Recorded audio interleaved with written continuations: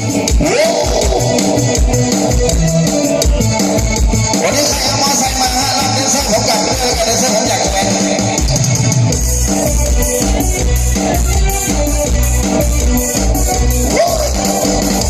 เดี๋ยวถูกใจได้อีก20ครับ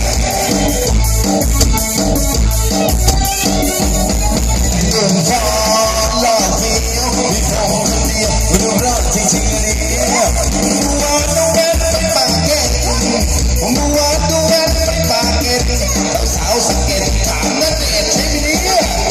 ตื่นฟ้าหล่อเฟี้ยวมีผมคนเดียวดูรอดจริงๆเลยดูว่าดูแว่นไปบางบอ